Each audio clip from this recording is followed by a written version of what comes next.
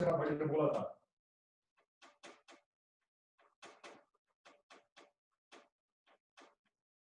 जो हमारा बजट का स्ट्रक्चर है वो मैंने कल आपको एक्सप्लेन किया था और मैंने उसको बोला था उसमें क्या क्या आता है।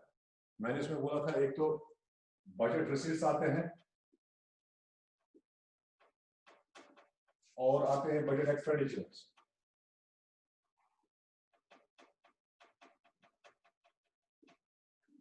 और जो बजट रिसीट्स इसमें मैंने बोले थे, एक आते हैं रेवेन्यू रिसीट्स, एक आते हैं कैपिटल रिसीट्स।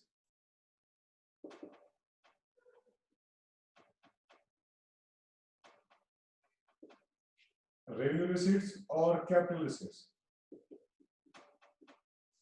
और इसमें बजट एक्सपेंडिचर में मैंने बोला था एक आता है इसमें रेवेन्यू एक्सपेंडिचर, एक आता है कैपिटल एक्सपेंडिचर। रेवेन्यू एक्सपेंडिचर, एक आता है कैपिटल एक्सपेंडिचर। ये हमारा कल कंप्लीट हो गया था यहाँ तक। तो मैंने आपको कल बोला था जो हमारा बजट है ओवरऑल, उसमें हम जो रेवेन्यू हमारा कलेक्ट होता है वो तो या तो रेवेन्यू रिसीट्स होते हैं या तो कैपिटल रिसीट्स होते हैं। रेवेन्यू रिसीट्स में मैंने बोला था या तो हम टैक्स से कलेक्ट करते हैं या तो नॉन टैक्स। टैक्स में आपका जितने भी टैक्स हैं उनसे रेवेन्यू कलेक्ट होता है, और नॉन टैक्स में टैक्स के बगैर जो भी रेवेन्यू कलेक्ट होता है, जैसे फीस है, फाइन्स हैं, जो भी आप उसके बगैर गवर्नमेंट को देते हैं, कोई भी रसीद या कोई भी आप कुछ भी काटते हैं कंट्री में, जैसे आपका ड्राइविंग लाइसेंस का पैसा जाता है, रसीद कटती है, तो जो भी टैक्स के बगैर जो भी पैसा है वो है कैपिटल रिसीट्स। उसके बाद मैंने बोला था एक्सपेंडिचर्स के बारे में। एक्सपेंडिचर कहाँ करते हैं, एक मैंने बोला था रेवेन्यू एक्सपेंडिचर, एक मैंने बोला था कैपिटल एक्सपेंडिचर। रेवेन्यू एक्सपेंडिचर वो सारे एक्सपेंडिचर है जो कंट्री में हमें खर्च करने पड़ते हैं, जैसे सैलरी ऑफ एम्प्लॉइज है, जैसे कोई और वेजेस है, जैसे हम इंटरेस्ट है, जैसे हम शेयर्स बॉन्ड्स खरीदते हैं, सॉरी जैसे हम और भी एक्सपेंसेस करते हैं। और उसके बाद कैपिटल एक्सपेंडिचर होता है जिससे हम कमाते हैं, जैसे हम कोई मशीनरी, लैंड या कोई प्रोजेक्ट बनाते हैं, उससे हम फिर कमाते हैं। तो गवर्नमेंट शेयर इशू करती है, क्योंकि उस शेयर या बॉन्ड्स बनाती है, नए बॉन्ड्स वो बाजार में बेचते हैं, तो या उनका एक्सपेंडिचर उस पर करती है। तो वो एक्सपेंडिचर है ये जो बजट एक्सपेंडिचर है। तो ये हमारा टॉपिक का हो गया था सारा, ये मैंने कल इलाबोरेट करके बताया हुआ था आपको स्ट्रक्चर ऑफ बजट। एक्चुअली ये सिलेबस में नहीं है, लेकिन मैंने आपको पढ़ा इसलिए कि आप समझ में आ जाए कि हमें कैसे फिर बजट का तैयार करना होता है और बजट में क्या क्या चीजें आती हैं। और जो आज का हमारा टॉपिक है वो है बजट डेफिसिट। बजट में डेफिसिट कहां से आता है? तो मैंने आपको बजट के टाइप्स भी बोले हुए थे। तो बजट डेफिसिट में क्या होता है, इसको हम एक और नाम बोल सकते हैं, इसको हम नाम बोल सकते हैं गवर्नमेंट डेफिसिट।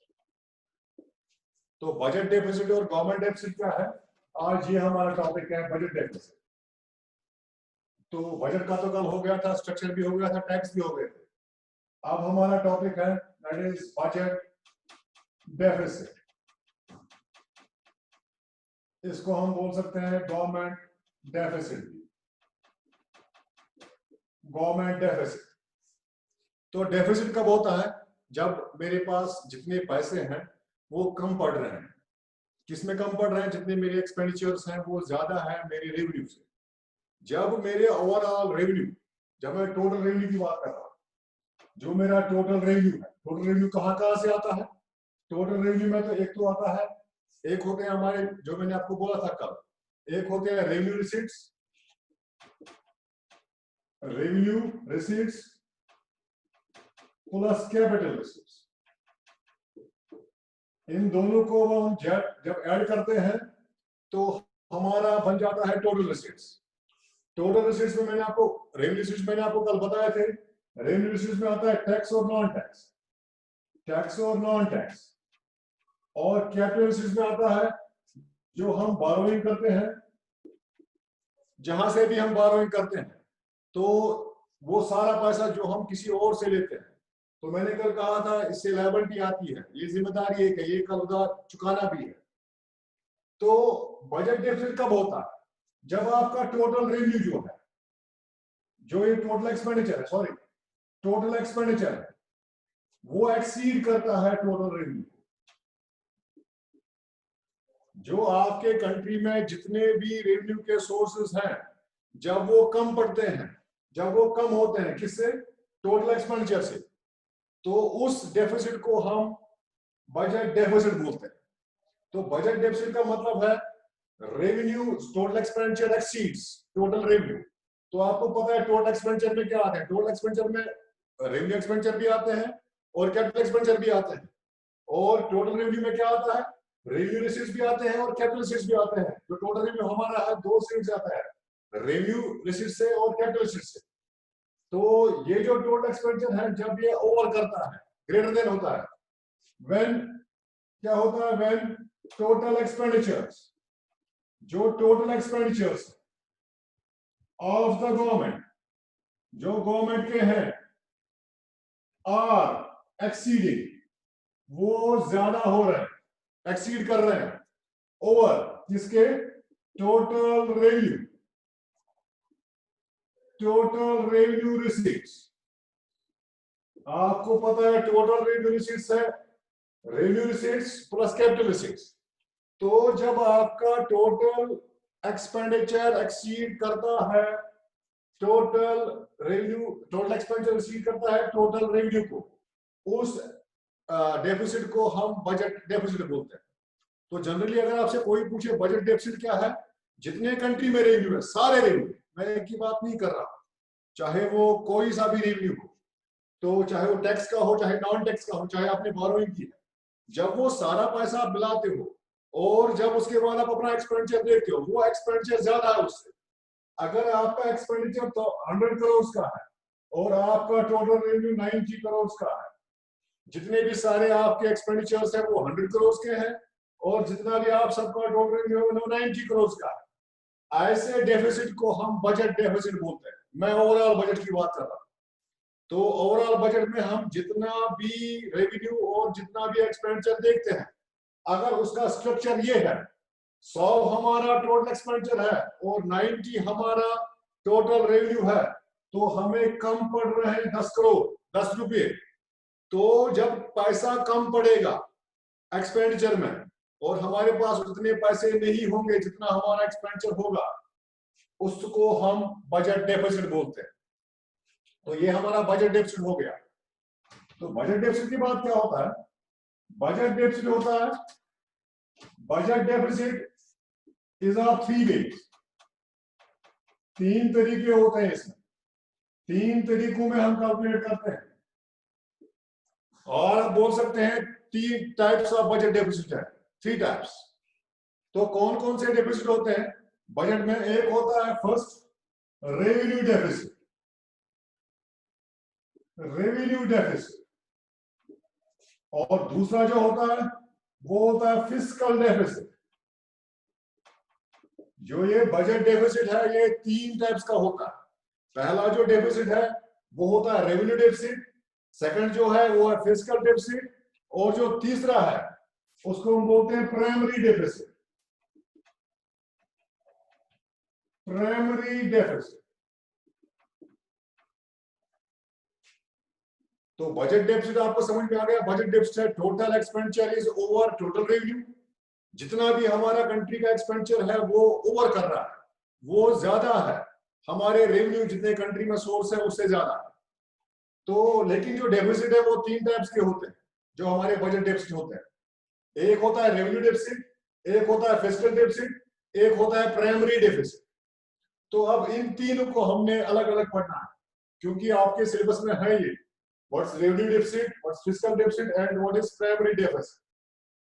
तो हम पहले बात करते हैं रेवेन्यू डेफिसिट की। ये रेवेन्यू डेफिसिट क्या होता है?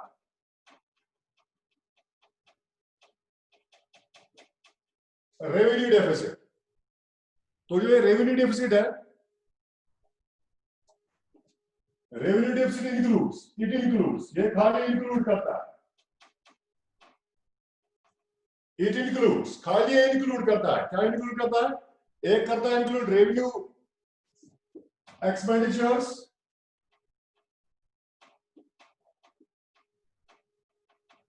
revenue expenditures and revenue receipts.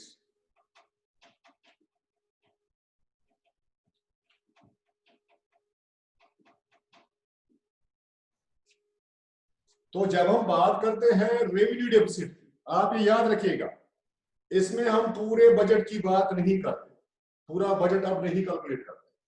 पूरे बजट में हम क्या देखते हैं, हम उसमें दो चीजें देखते हैं। एक देखते हैं रेवेन्यू एक्सपेंडिचर कितना है, आपको पता है, एक होता है रेवेन्यू एक्सपेंडिचर, एक होता है कैपिटल एक्सपेंडिचर। तो जब हम इन दोनों को प्लस करते हैं तो बन जाता है टोटल एक्सपेंडिचर। लेकिन जब हम बात करते हैं रेवेन्यू डेफिसिट की, इसमें हम कैपिटल एक्सपेंडिचर नहीं देखते, इसमें हम खाली रेवेन्यू एक्सपेंडिचर की बात करते हैं। और आपको पता है हमारे जो रेवेन्यू रिसीट्स होते हैं, हमारे दो टाइप्स के रिसीट्स होते हैं, एक होता है रेवेन्यू रिसीट्स, एक होता है कैपिटल रिसीट्स, जहां से हमको पैसे मिले। इन दोनों को जब प्लस करते हैं तो बन जाता है टोटल रेवेन्यू, यानी कि टोटल रिसीट्स, जितना हमारा कंट्री में रेवेन्यू आया। लेकिन हम यहाँ पे कैपिटल रिसीट्स की बात नहीं करते हैं, न तो कैपिटल एक्सपेंडिचर की बात करते हैं, ना ही हम कैपिटल रिसीट्स की बात करते हैं। तो हम खाली इसमें, मैं रेवेन्यू डेफिसिट की बात कर रहा हूं, रेवेन्यू डेफिसिट में खाली हम मेजर करते हैं, इट इंक्लूड्स ऑब्लिक मेजर्स, ये खाली मेजर करता है, ये खाली इंक्लूड करता है, रेवेन्यू डेफिसिट की बात कर रहा हूं मैं। एक इंक्लूड करता है रेवेन्यू एक्सपेंडिचर और दूसरा करता है रेवेन्यू रिसीट्स। जब ये दोनों ही इंक्लूड करता है, तो जब रेवेन्यू एक्सपेंडिचर जो हमारा रेवेन्यू का, मैंने आपको बोला रेवेन्यू एक्सपेंडिचर में सैलरीज आती है, वेजेस आते हैं, तो इंटरेस्ट पेमेंट आता है। तो ये सारे अगर हमारे revenue expenditures are greater than revenue receipts, ऐसे टाइप ऑफ डेफिसिट को हम रेवेन्यू डेफिसिट बोलते हैं। तो मैं दो चीजों की खाली बात कर रहा हूं। मैंने आपको कल स्ट्रक्चर ऑफ बजट बोला था, बजट में क्या क्या आते हैं। तो बजट में चार चीजें मेनली तो दो चीजें आती हैं। एक आता है रेवेन्यू बजट, एक आता है रेवेन्यू, एक आता है एक्सपेंडिचर। और एक्सपेंडिचर मैंने आपको बोला था, एक्सपेंडिचर में रेवेन्यू में दो आते हैं, एक आता है रेवेन्यू रिसीट्स, एक आता है कैपिटल रिसीट्स, एक आता है रेवेन्यू एक्सपेंडिचर, एक आता है कैपिटल एक्सपेंडिचर। मगर जब हम रेवेन्यू डेफिसिट की बात करते हैं, हम ये कैपिटल नहीं पढ़ते हैं, हम कैपिटल रिसीट्स, न कैपिटल रेवेन्यू, न कैपिटल एक्सपेंडिचर, इन चीजों को हम टच नहीं करते हैं रेवेन्यू डेफिसिट में। हम खाली बात करते हैं रेवेन्यू एक्सपेंडिचर और रेवेन्यू रिसीट्स, खाली रेवेन्यू की। कैपिटल की हम बात कर ही नहीं रहे, न कैपिटल एक्सपेंडिचर न कैपिटल रिसीट्स। तो जब रेवेन्यू एक्सपेंडिचर जो हमारा कंट्री का है, रेवेन्यू एक्सपेंडिचर में क्या आता है, एक आता है टैक्स और एक आता है नॉन टैक्स, तो रेवेन्यू रिसीट्स में। और रेवेन्यू एक्सपेंडिचर में क्या आता है, सैलरीज आती हैं, वेजेस आते हैं, इंटरेस्ट आते हैं। तो इन सारी पेमेंट्स जो हमें ये करनी है कंट्री में, अगर ये पेमेंट्स हमारी ज्यादा है, जो हमारे एक्सपेंडिचर्स ये है रेवेन्यू एक्सपेंडिचर्स, अगर ये ज्यादा है रेवेन्यू रिसीट्स से, रेवेन्यू रिसीट्स मैंने आपको कल बोला, एक है टैक्स एक है नॉन टैक्स, अगर उससे ज्यादा है तो इस डेफिसिट को हम रेवेन्यू डेफिसिट बोलते हैं। तो रेवेन्यू डेफिसिट आपको क्लियर हो गया, खाली हम रेवेन्यू रिसीट्स और रेवेन्यू एक्सपेंडिचर की बात करते हैं। और अगर रेवेन्यू रिसीट्स लेस है, रेवेन्यू रिसीट्स, तो क्या लिख सकते हैं, व्हेन, ऐसे लिख सकते हैं, व्हेन रेवेन्यू एक्सपेंडिचर, खाली रेवेन्यू, कैपिटल एक्सपेंडिचर की बात नहीं कर रहा हूं, when revenue expenditure of the government exceeds over, जब रेवेन्यू एक्सपेंडिचर गवर्नमेंट का एक्सीड करेगा over revenue receipts of the government, called revenue deficit, इसको हम रेवेन्यू डेफिसिट बोलते हैं, कॉल्ड रेवेन्यू डेफिसिट। तो revenue expenditures of the government exceeds over revenue receipts of the government, called revenue deficit. तो ये हमारा हो गया रेवेन्यू का डेफिसिट। इसके बाद नेक्स्ट जो हमारा टॉपिक है, अब हम बात कर रहे हैं fiscal deficit, FISCAL, fiscal deficit. तो फिस्कल डेफिसिट क्या होता है? फिस्कल डेफिसिट में सारी चीजें आती हैं, चाहे आपका रेवेन्यू है, रेवेन्यू रिसीट्स है, मैंने आपको बोला, ये आप याद रखना, रिसीट्स होते हैं जो रेवेन्यू होता है कंट्री का, वो तो या तो रेवेन्यू या तो टैक्स और non tax, tax and non tax, और जो कैपिटल है ये आपको बोरोइंग से आता है, या आपने बॉन्ड्स शेयर्स अपने बेच दिए या डिसइन्वेस्टमेंट किया, या कहीं अपने शेयर्स बॉन्ड्स बेच दिए या डिसइन्वेस्टमेंट किया, ये वहां से आते हैं, ये सारे होते हैं रेवेन्यू रिसीट्स। और उसके बाद जो कैपिटल रिसीट्स होते हैं वो ये होते हैं जो बोरोइंग है, रेवेन्यू रिसीट टैक्स और नॉन टैक्स से आते हैं। तो अब हमारा फिस्कल डेफिसिट कब होता है? जब मैं सब चीजों की बात करता हूं, इट इंक्लूड्स, ये इंक्लूड करता है, ये आपने याद रखना, इट इंक्लूड्स ऑब्लिक मेजर्स, ये मेजर करता है, क्या करता है measure? Revenue and capital, revenue and capital expenditures and receipts, इसमें सारे आते हैं, चाहे आपके रेवेन्यू रिसीट्स हैं, चाहे आपके कैपिटल रिसीट्स हैं, तो वो सारे जिसमें हम कैलकुलेट करते हैं उसको बोलते हैं फिस्कल डेफिसिट। अब फिस्कल डेफिसिट और रेवेन्यू डेफिसिट में पहली डिफरेंस है, रेवेन्यू डिफरेंस में हम खाली रेवेन्यू एक्सपेंडिचर और रेवेन्यू रिसीट्स ही कैलकुलेट करते हैं खाली, लेकिन जो फिस्कल डेफिसिट है इसमें हम दोनों इंक्लूड करते हैं, चाहे रेवेन्यू का है, चाहे कैपिटल का है, चाहे एक्सपेंडिचर रेवेन्यू एक्सपेंडिचर है, चाहे कैपिटल एक्सपेंडिचर है, तो वो सारा उसमें आ जाता है फिस्कल डेफिसिट में। तो ये सारे इंक्लूड करते हैं, मगर अदर देन बोरोइंग,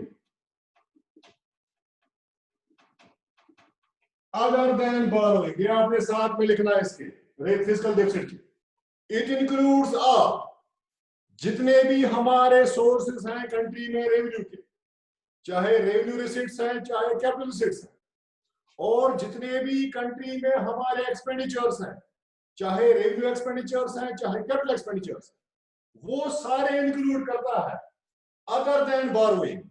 अब आप बोलेंगे अदर देन बोरोइंग क्या है?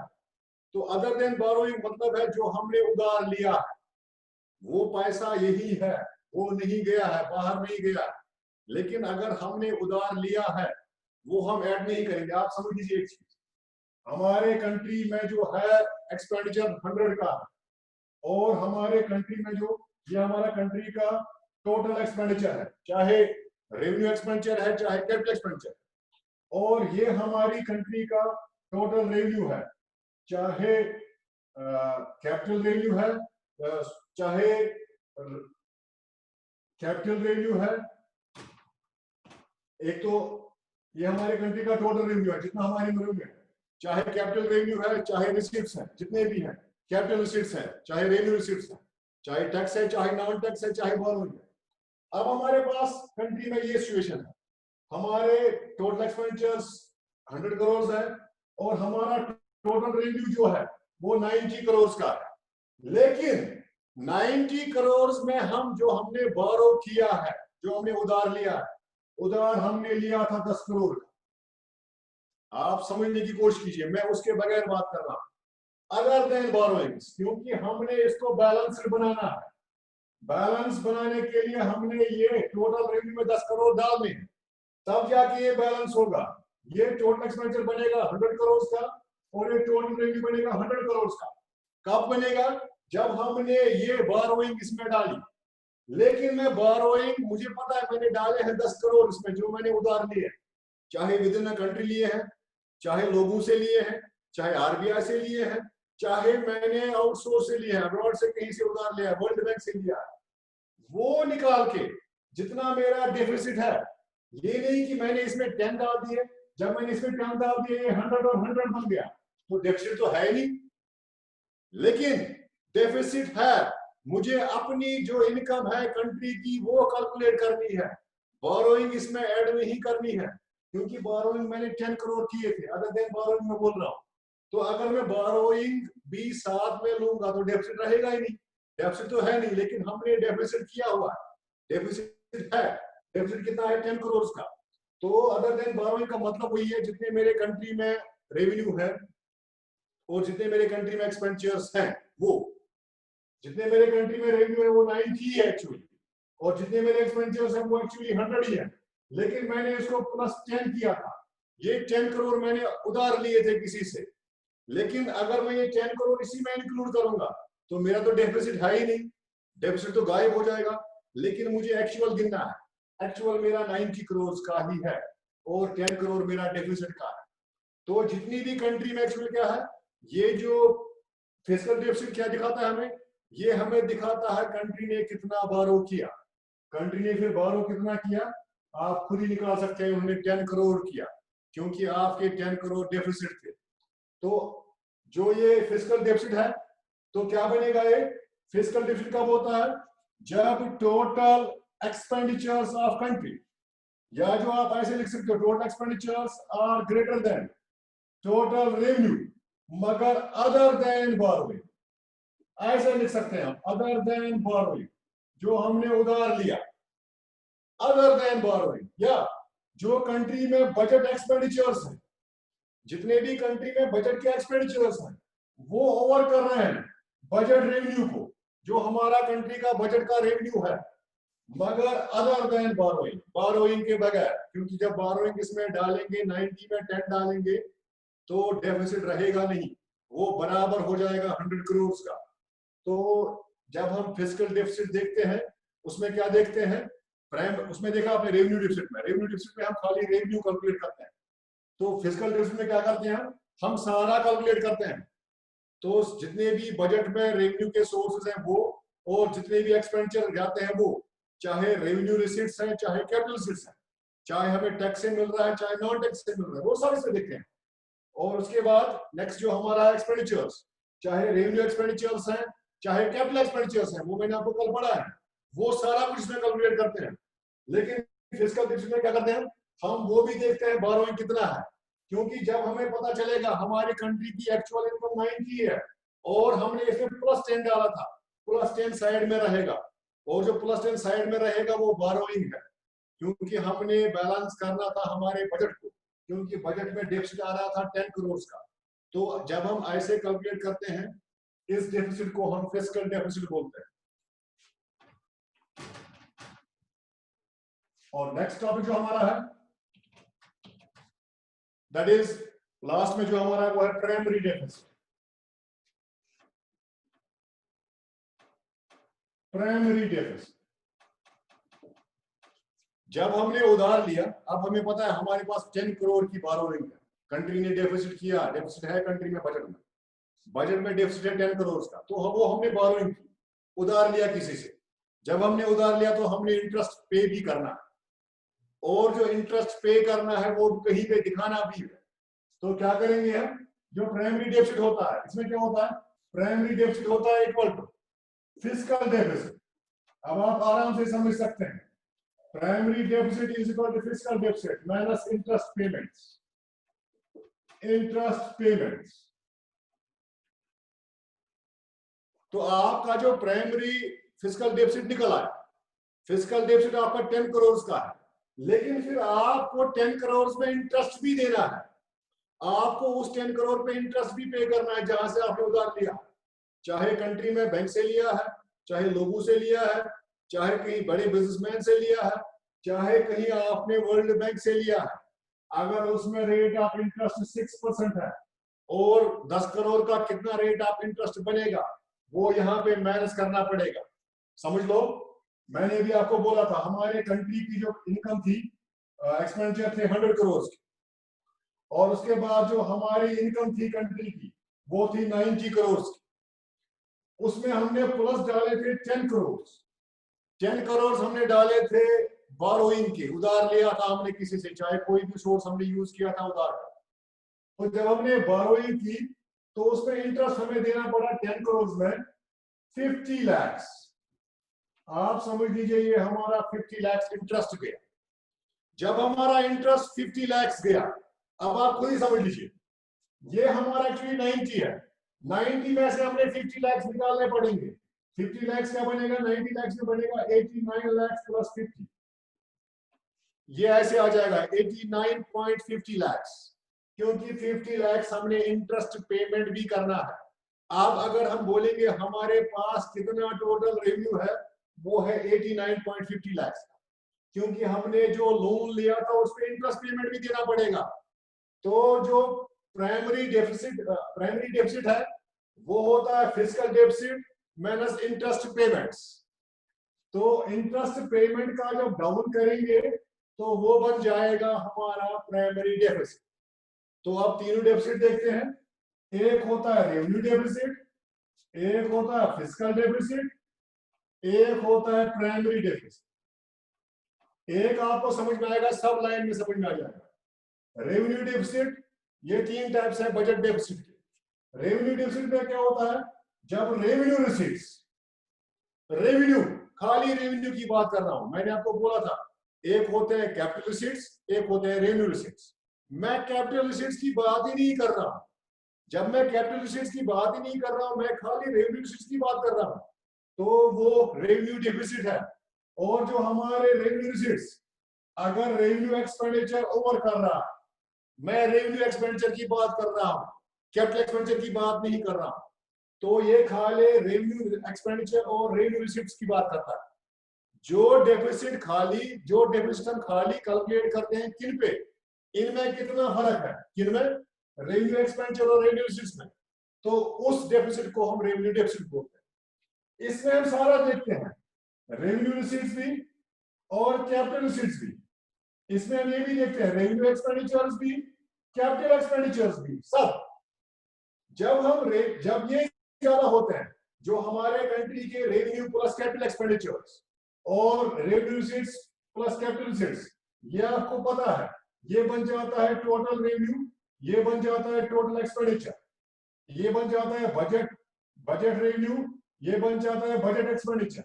जब ये एक्सीड करता है, जब ये ओवर करता है, मगर मैं बारोइंग की बात नहीं कर रहा हूं, अदर देन बारोइंग जो है मैं उसकी बात नहीं कर रहा हूं, क्योंकि अगर मैं बारोइंग मिंगल करूंगा उसमें, मैंने 10 करोड़ बारोइंग किए थे, अगर मैं वो कहीं लिखूंगा नहीं तो मुझे डेफिसिट है ही नहीं, क्योंकि 100 करोड़ का एक्सपेंडिचर है, 100 करोड़ मेरे पास है, लेकिन मैंने उस 100 करोड़ में से 10 करोड़ उधार लिए।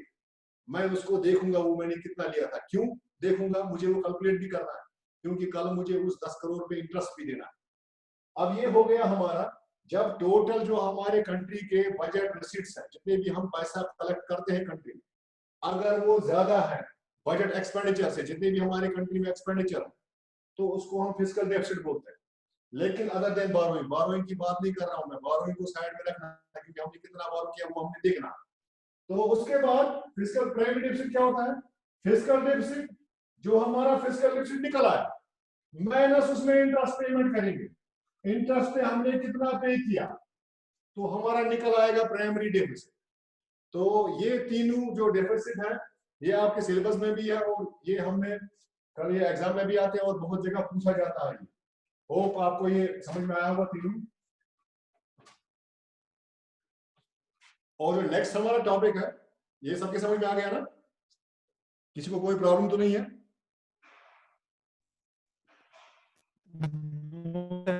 आया समझ।